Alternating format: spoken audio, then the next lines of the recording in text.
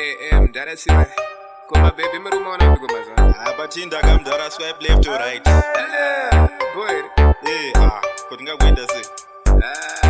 Izvozvo zvegere mdara. Yo usuzoti nemazupwe. 50 cents. Munombo maudza nechiko mdara. Sister muna kusimba, I think ndinokudai muzonetse kupinza pa window rezuko munenge musikade zvakawanda just chingwa nepoloni magara mamukira makombi akudhura munogona kuseva timboita muchato unodhura plus phone yenyu kambudzi saka mupo pa insta muite zvimagroup that's what I like mukabvuma bomo mbodyawo window repazuko achatsvage kwakawanda tangopinda muzuko Sunday kuchechi mabebi muzuko ngazara mabebi mabebi muzuko mazenda zvidhafu mabebi muzuko types atinoda mabebi muzuko mabebi muzuko mabebi muzuko mabebi muzuko chikarova hamba unetse kugama unogara zvakanaka but with yakanaka asi kuenda kubasa isiti hakuna mabasa kukwira zuko FD asati ndambokona wakatsamwa but paipaya wakazonyanya kundidzvanya haisi ayo nyaya pandakapotsa ndaridza tsamwa wakafanana natinasha asinogona kutamba usatarisa kusaidi ngatitambe zvakanaka achatsvage kwakawanda tangopinda muzuko Sunday kuchechi mabebi muzuko ngazara mabebi mabebi muzuko mazenda zvidhafu mabebi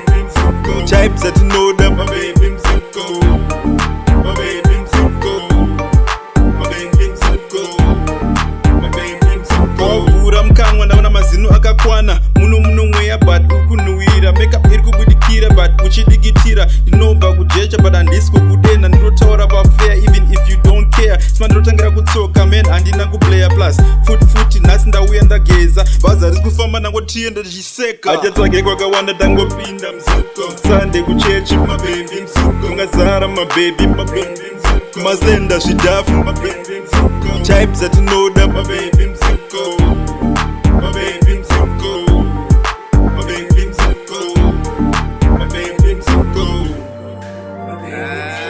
Mdara mimsiro raiva. unanipa mari yacho mabebi unanipa mari yacho